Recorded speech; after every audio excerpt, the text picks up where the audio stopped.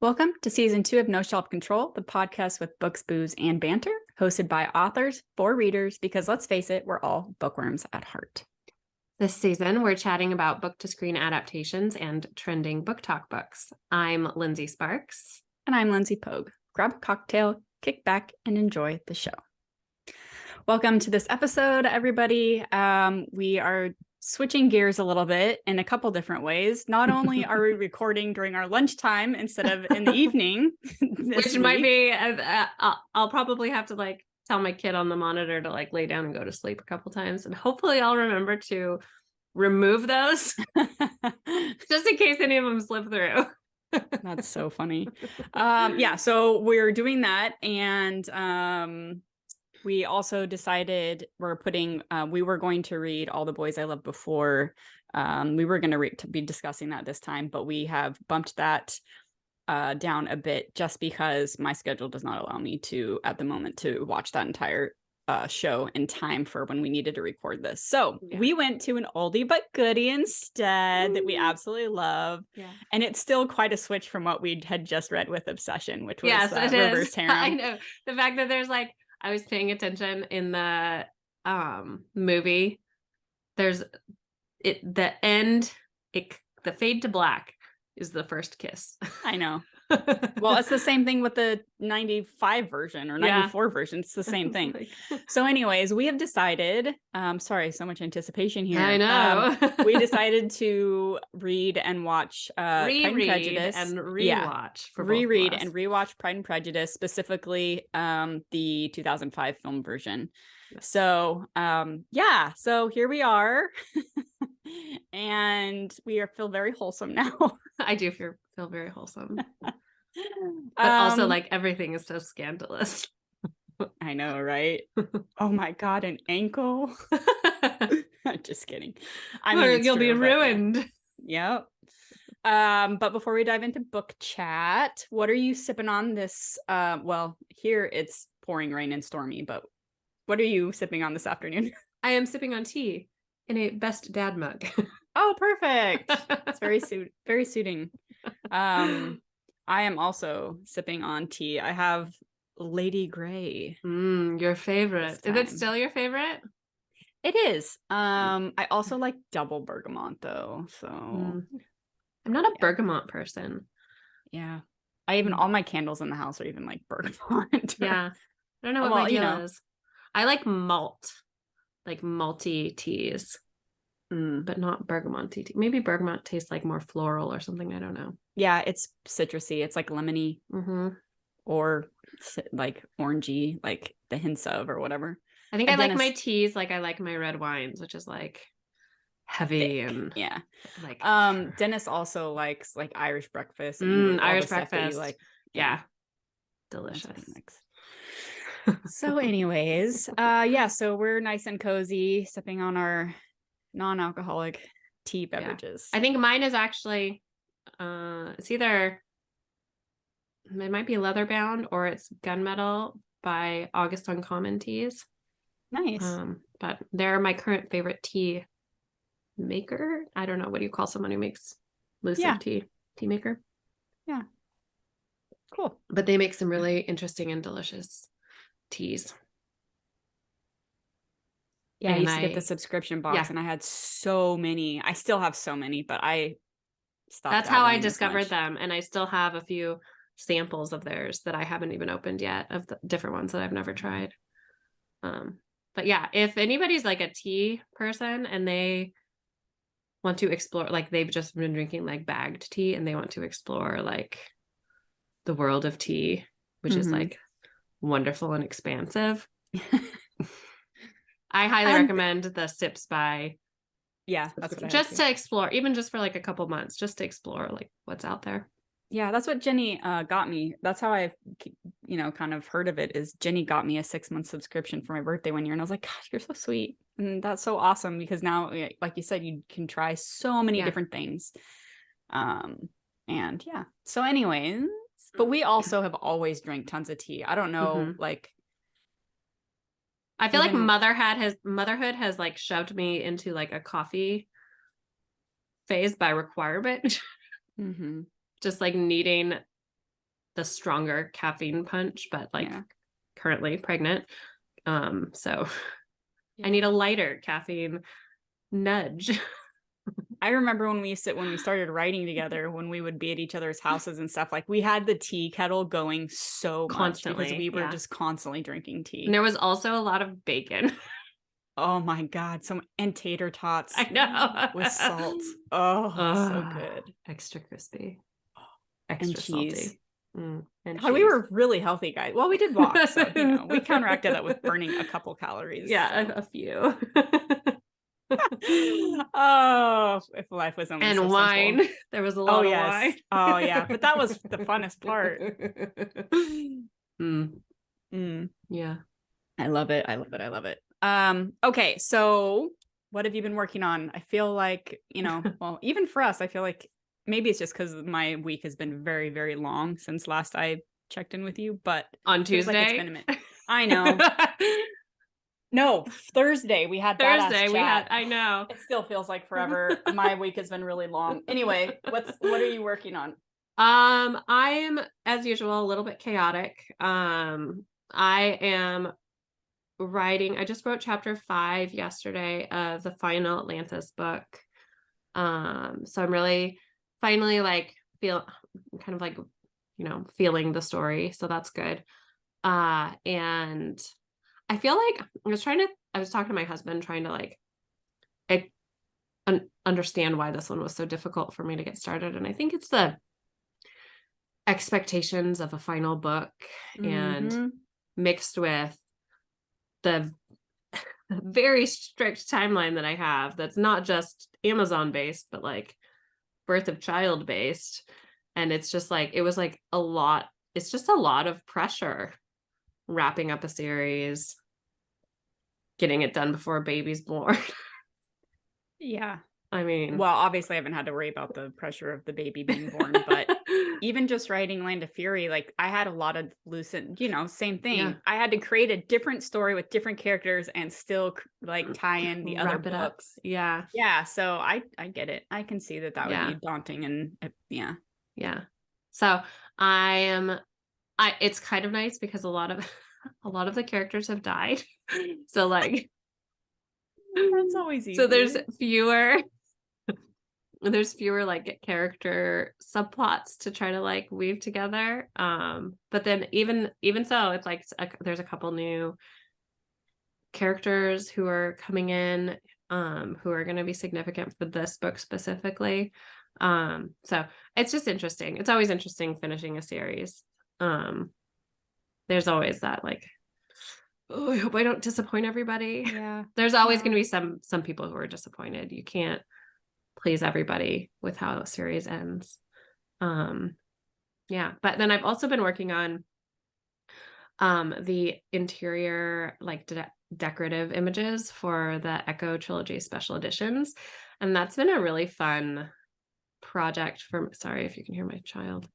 That's been a really fun project to be working on myself just for fun. So I've been brushing off my like Photoshop skills, and I've come up with like the chapter header image, which is a really cool like hieroglyphs kind of like cascading down, but it has like a water ripple, like if you throw a rock in a pond and it's like the rings effect going through it, so that are like distorting the hieroglyphs.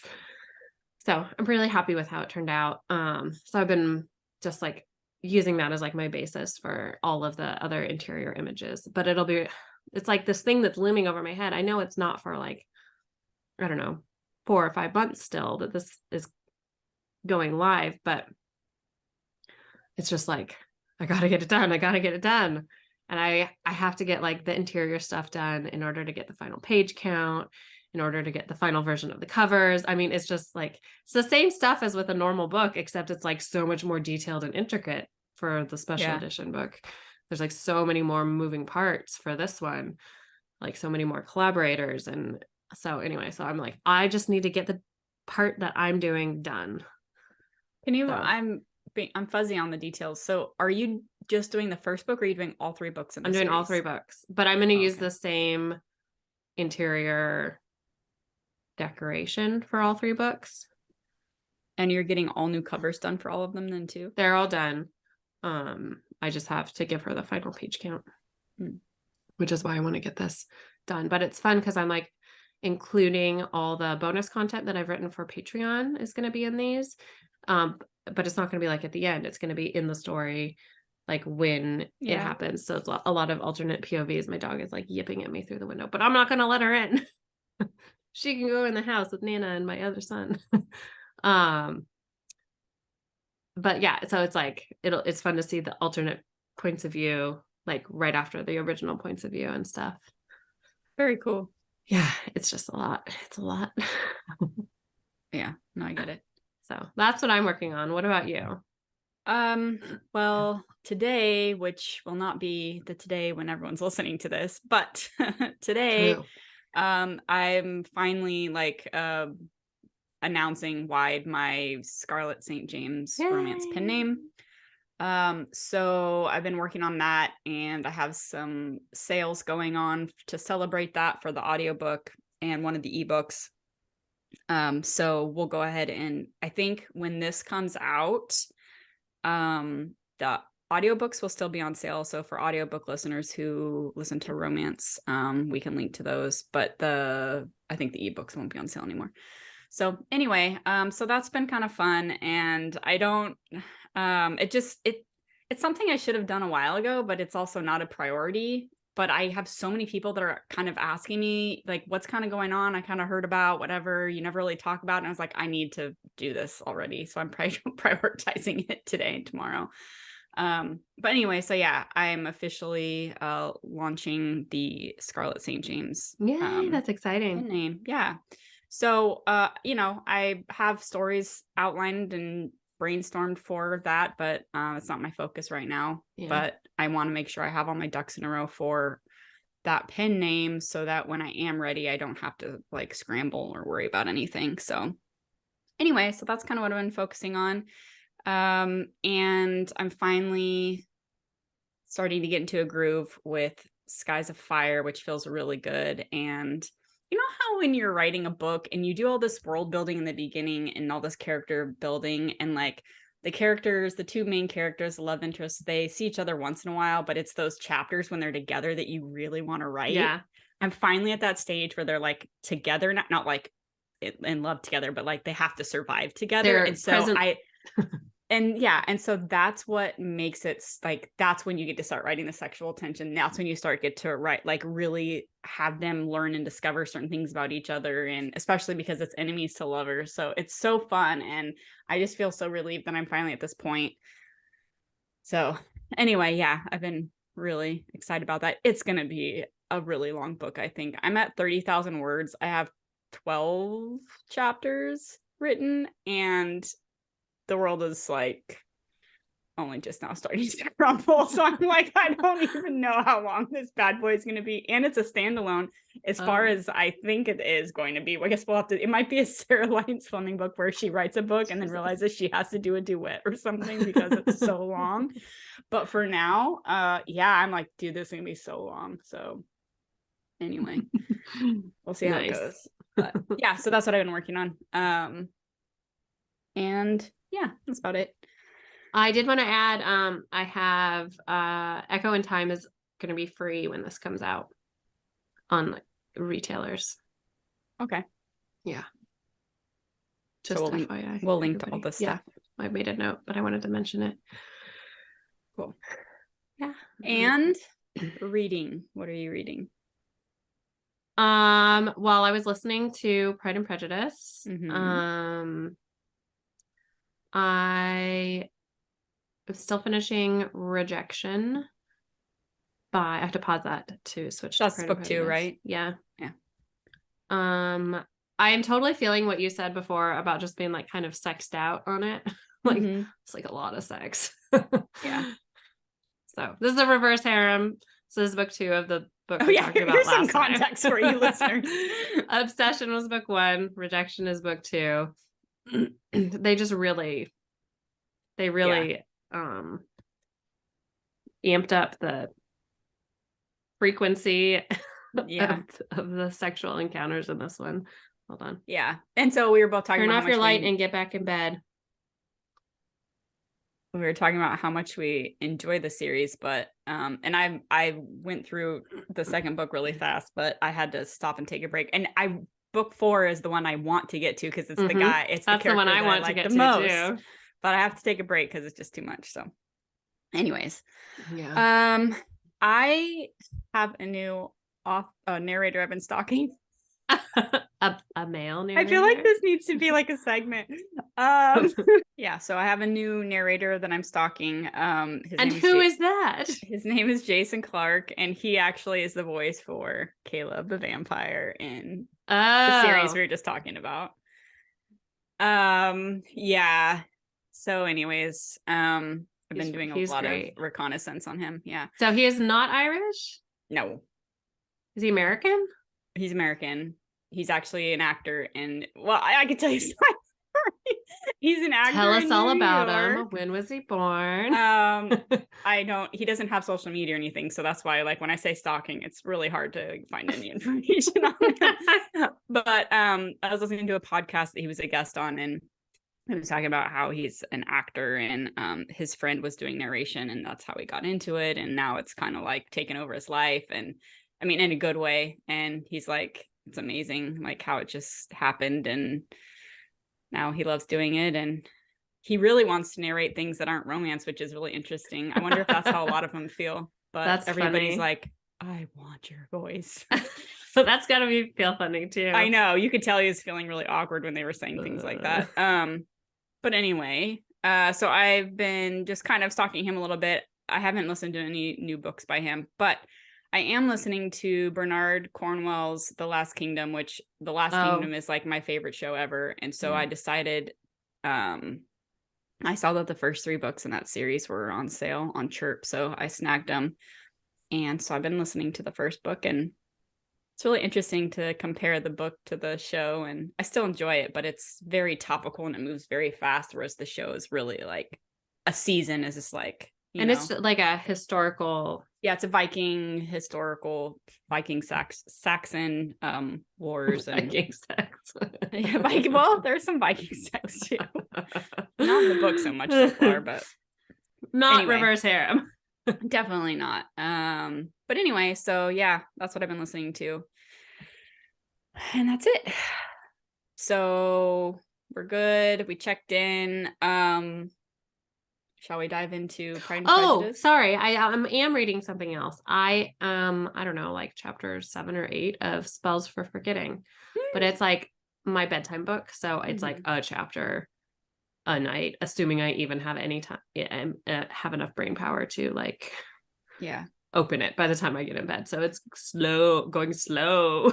But I already talked about that one, right? And said how much I loved it. That was last time, I think. I don't, you hadn't finished it, but I saw you, I don't know where you posted it, but it had to be either Instagram or Discord because I don't see anything else.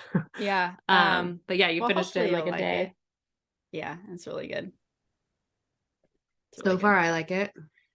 There's a lot of mystery, so the whole time you're like, who did what? Yeah, it's definitely feeling very like, I like the reflecting but not telling you kind of. So anyways, it's something that I recommend anybody who's listening. Spells for Forgetting by Adrienne Young.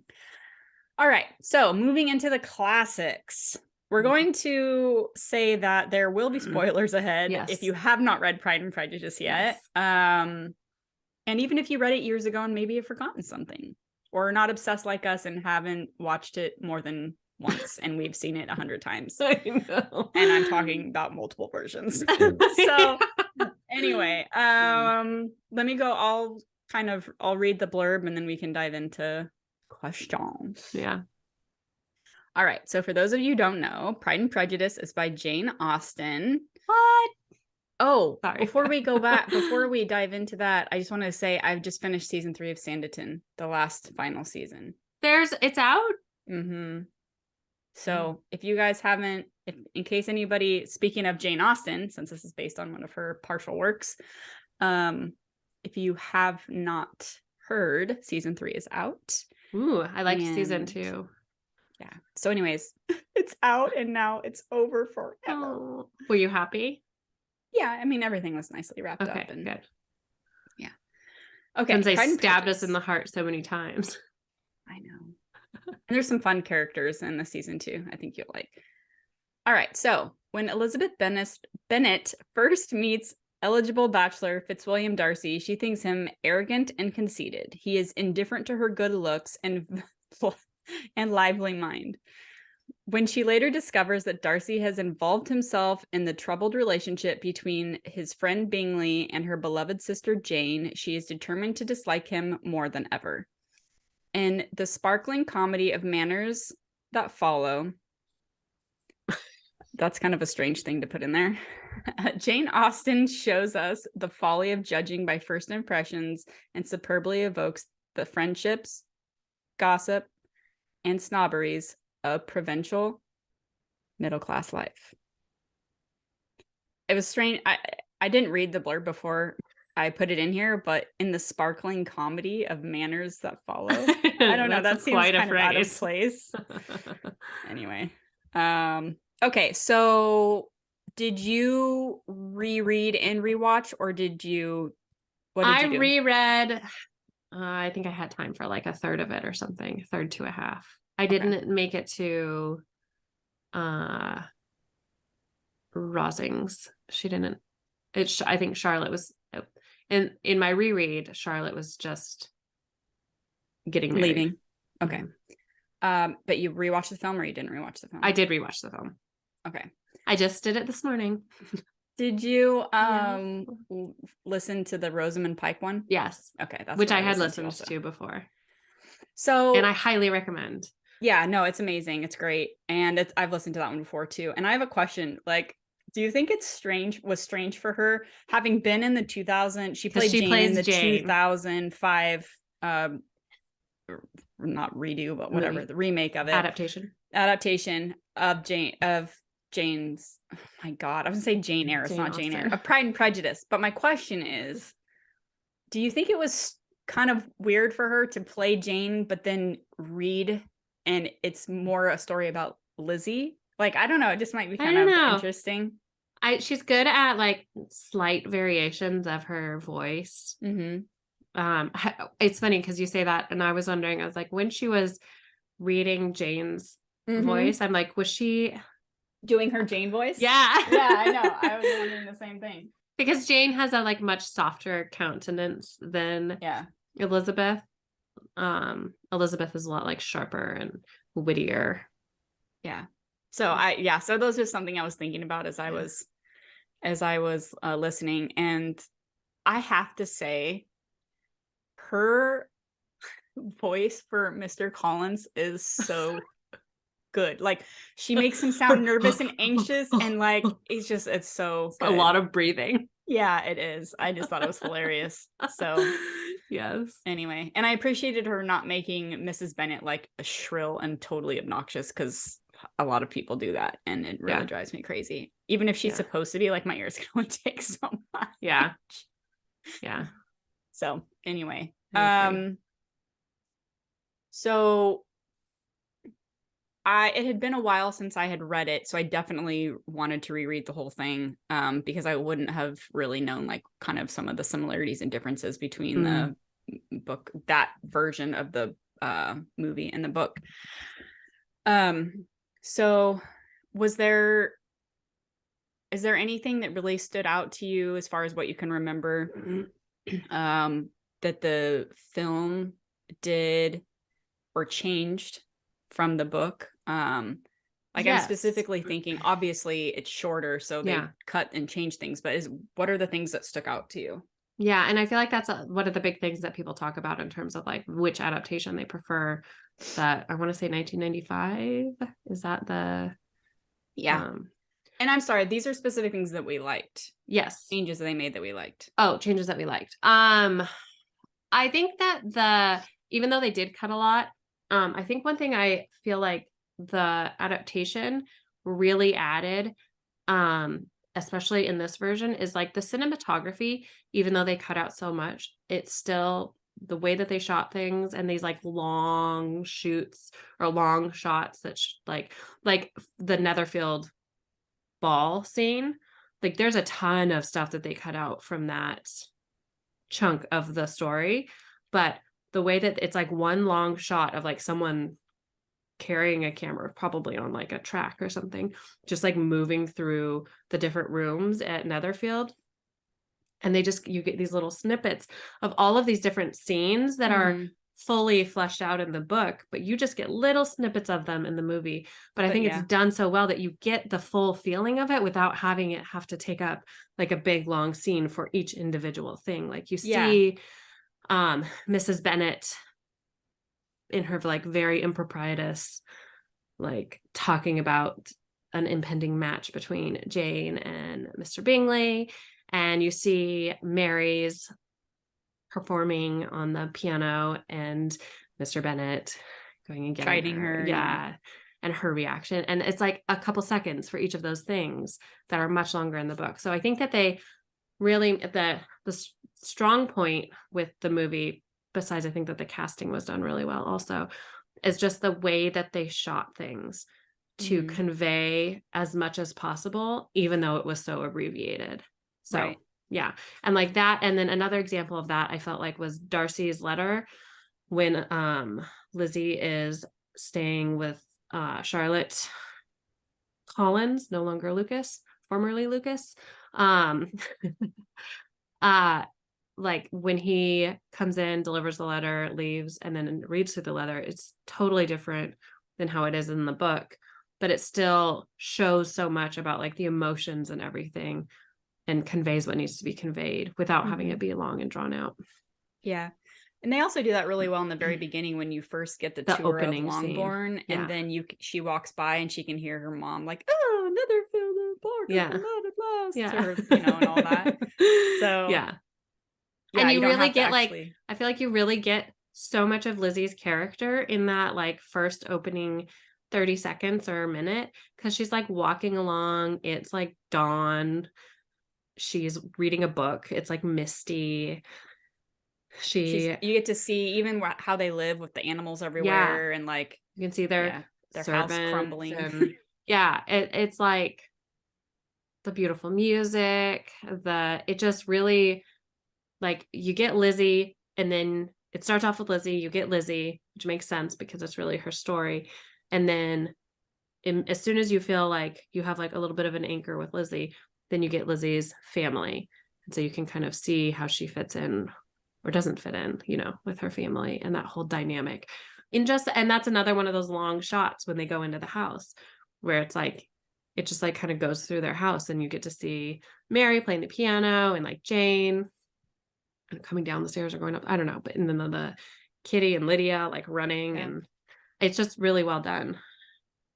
Yeah, I think I agree with you on the soundtrack and the casting and the cinematography just being perfect. I think, one of the scenes that I really like, it's very similar to what you're saying, is like how they capture so many things quickly, is like the camera's outside the house, but it goes up through the house and you can see through the windows what's going on in everyone's rooms, like Mr. Bennet and Mrs. Bennet are laying in bed talking, and all this Mary's playing on the piano, whatever it is. And I think one of the other things that I really liked about the way they did it, which I feel like even the story itself doesn't really lend itself to, is making them seem really human and relatable, like everybody.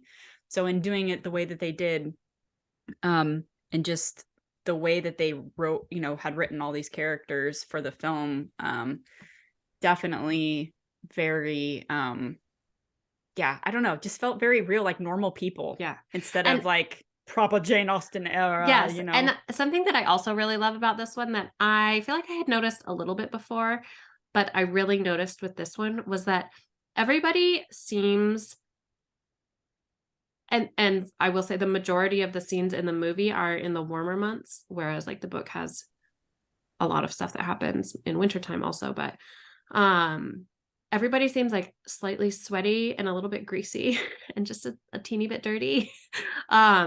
And like the hair is a little bit frizzy. Like, and I feel like that's something that they did really excellently in terms of making it seem realistic versus like, so it's like a funny thing, you know, and I know you know this because you watch a lot of period pieces, but period pieces tend to be mostly in terms of like the costuming and the way that people look and makeup and hair and makeup and stuff like that, mostly based on the historical era that they're set in, with like hints of the era that they're filmed in. And I feel like you can really see, like, if there's so many versions of Pride and Prejudice that you could just like watch on, you know, one from the 80s, the one from the 90s, the one from the 2000s. And it's like in the one from the 2000s, everybody has bangs.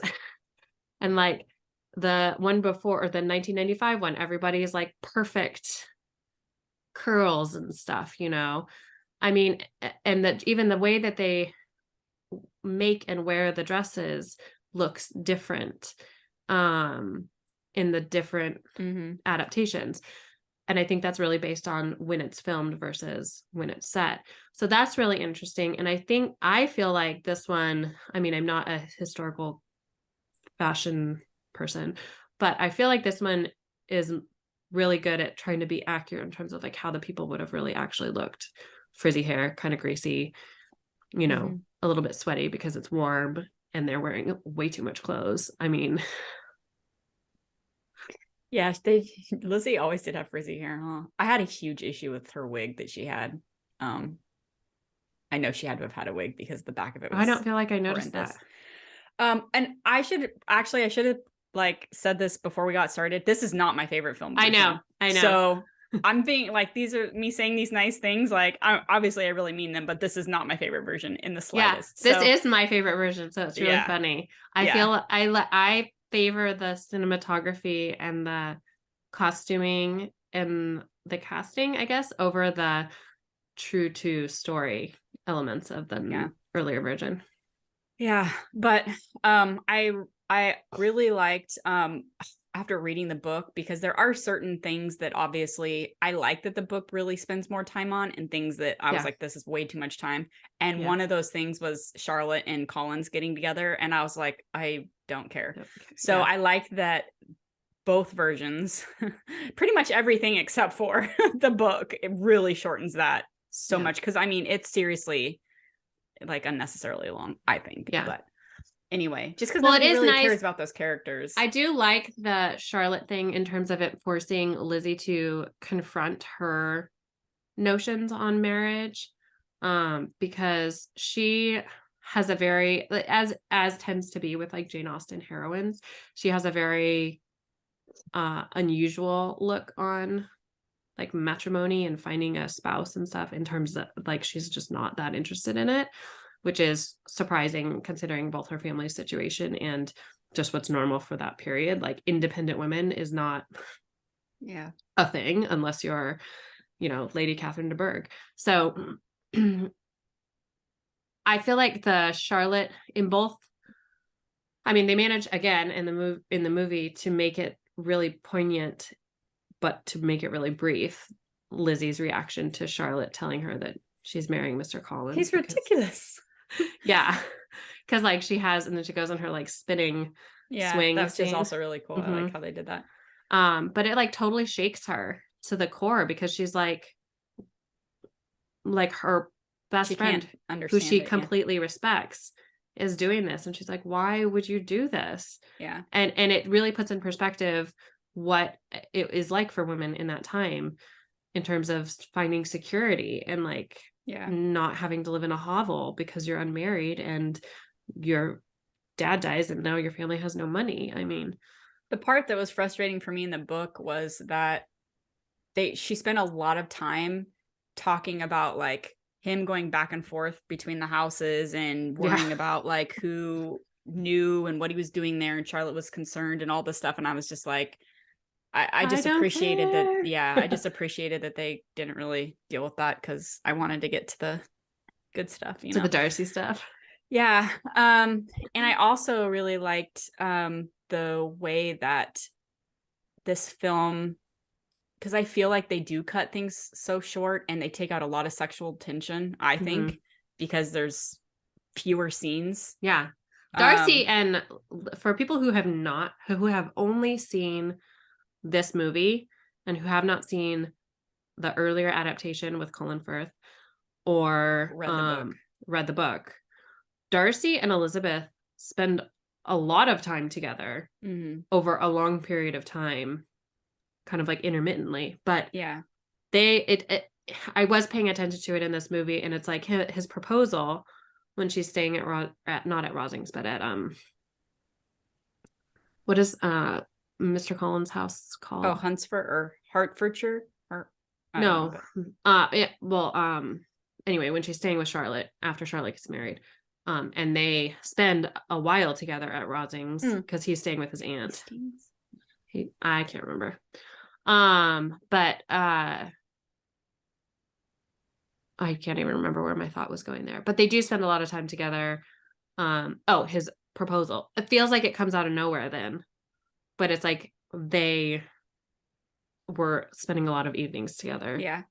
But I do, because they do cut a lot of it, I do like how much, I feel like for me, that was one of the only scenes when their interaction to me didn't feel cringeworthy, because I feel like it was like they were bouncing off each other very naturally. And I felt like Keira Knightley is really good about being emotive with her face, whereas he's not so much in general, and which is fine because Darcy's not, but he made Darcy a little more human, and he wasn't just like spouting off the lines. Like it was, I felt like they were having like a real argument or conversation, which I really appreciated, because like I said, I feel like so much of the book is rushed that it lost so much sexual tension for me. And that's all we get in this entire book. Like that's all that it's built on. So it's like the first kiss that we get to see is at the end of the movie. I mean, so when you cut out them like being around each other, or you rush it, then it's just like, what is the point? Yeah, you know? and I feel like, and while they did do it really well with that dance at the Netherfield ball, when everyone fades away around them. And so you get their banter then, but there were a lot of other scenes that aren't in there. Like there's a lot of the scenes when she's at Netherfield while Jane's sick before the ball. Although I do feel like they did spend a lot of time on that part of the story in the movie, but it's like they had to pick which ones they wanted to spend time on. But they had a lot of banter at Rosings as well, that is not at all in the movie. So, and their banter, I feel like, between Lizzie and Darcy is awesome in the book. Like they have really good back and forth. Like she's so witty and sharp, and he's so like What are some things that you didn't really care for about the film version? Is there anything else you have? Well, I did not like that the Rosings part is so abbreviated, especially Lizzie's relationship or friendship with Colonel Fitzwilliam, which I really love in the book, and that she was kind of attracted to him too, and but that was impossible because of his situation. I think he doesn't have any money or something like that, but he has to marry for money, which is Darcy's cousin. And so there's just a bunch of scenes during that part of the story that I wished were shown more. And then I took a couple notes. I can't remember. I think that's the only one that I wrote down as like my real criticism. Yeah, I already mentioned how it feels kind of rushed to me. Not every scene, but a lot of them. And so that frustrates me. But I also thought they kind of made Bingley a little more goofy than he needed to be. Yeah, he's a little silly.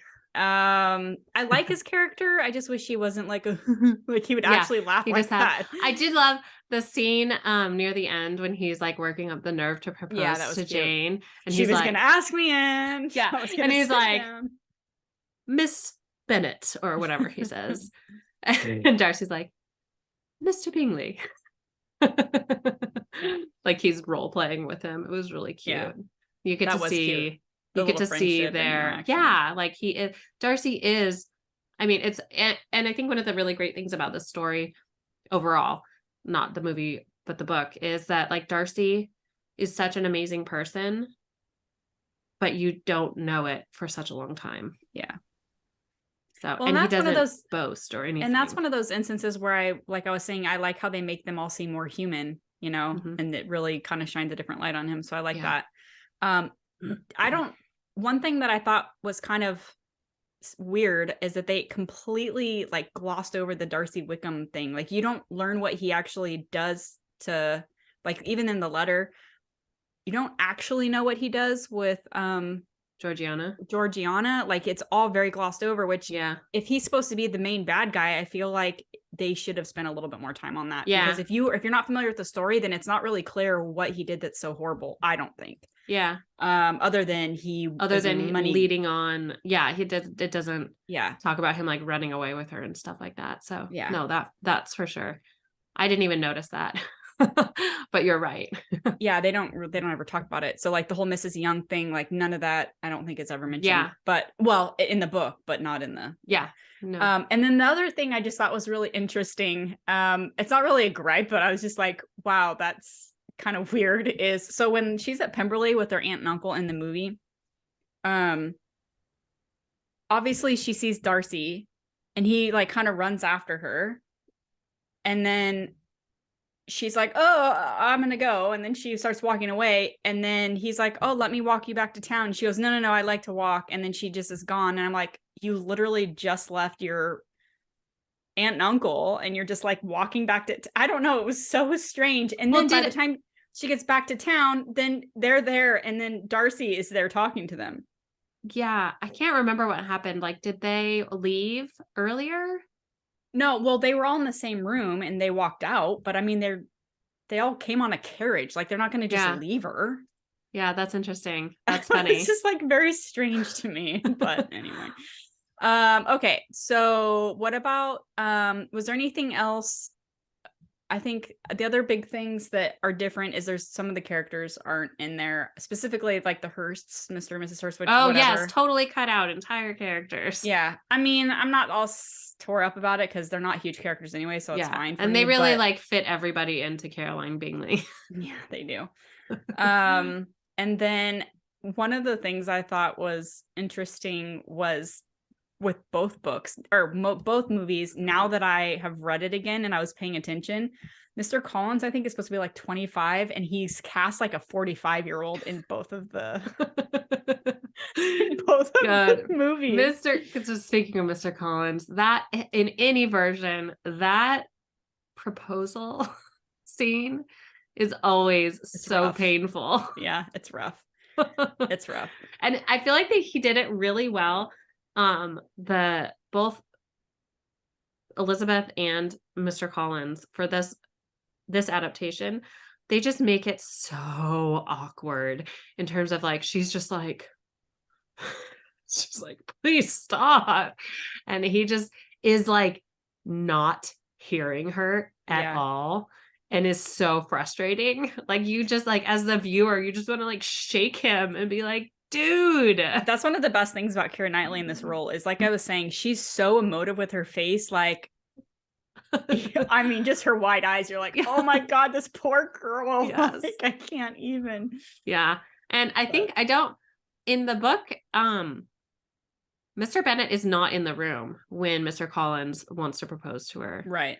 And he is in the movie. I don't feel like he would just be like, okay, peace out. I'm out here. And when she's like begging him to stay. Yeah, I agree. I felt like was inaccurate to their characters. Yeah.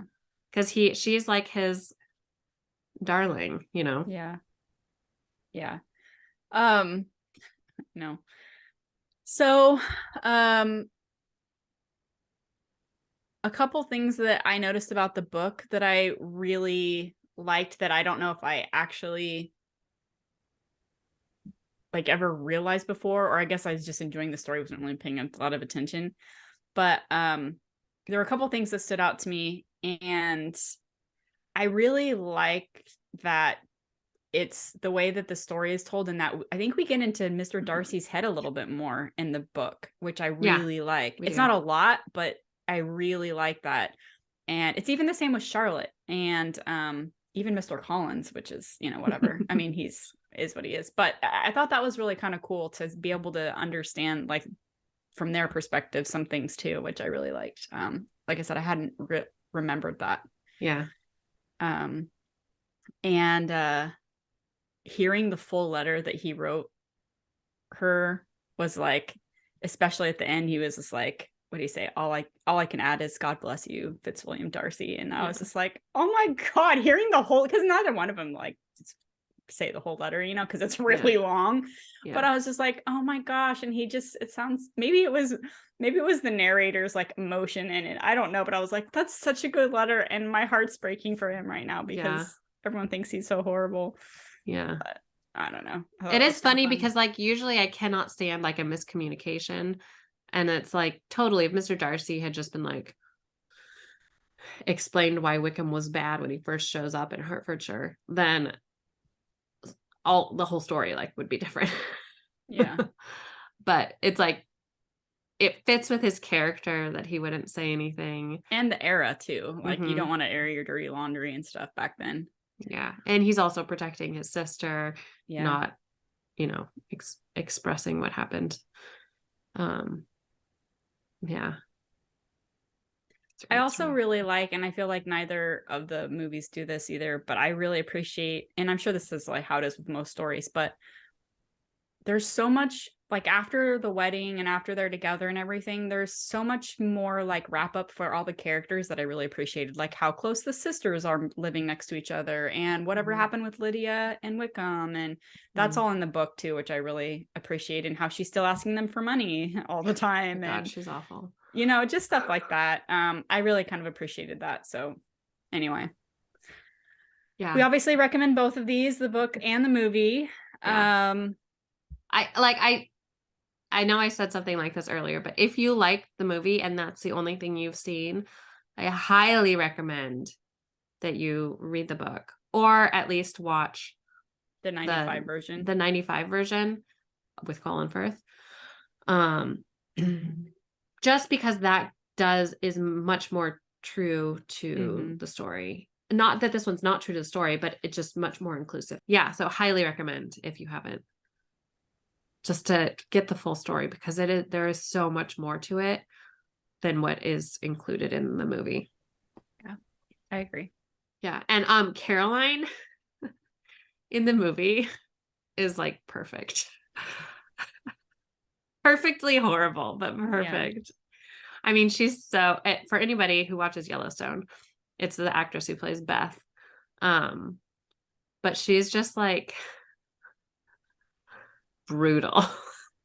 Yeah. And vicious, but in a very polite and like a well-mannered way. Yeah. So good. Her face. She also has one of those faces that she just, I've seen. It's so funny. It's like she's an amazing actress. I've seen her in so many British things too. I mean, I know she's in a lot of American things, but she's a really great actress. Especially people who like the historical stuff. She's in Britannia. And anyway, but it's just, I think that's what it's called. Anyway. Okay, so I think that concludes this episode. Yes. Any other notes before we wrap up? I did write down a note that I loved. So there's two things that I really love in the movie, that I wanted to add, which are the almost kiss in Darcy's, the rainy proposal scene in the movie. Where it's like you can see them like they hate or they don't hate each other. She thinks she hates him, and he's just asked her to marry him while insulting everything about her. Yeah, and it's pouring down rain. They're soaking wet. They keep moving closer together, and they just and it's like you can see her like, oh my God, are they gonna kiss? Is this a hate kiss? And it's like you feel we it. can only hope. Yeah. That's what I'm saying. That scene is like really good. It is really good. As frustrating as a lot of it is to me, like that scene, I was just like, I was like, I know you can feel it, like the tension. And then I love the scene near the end when Bingley and Darcy are coming to the house and they're all scrambling because they're like approaching the door and all the women in the Bennett family, except for Lydia, because she's off with. Right.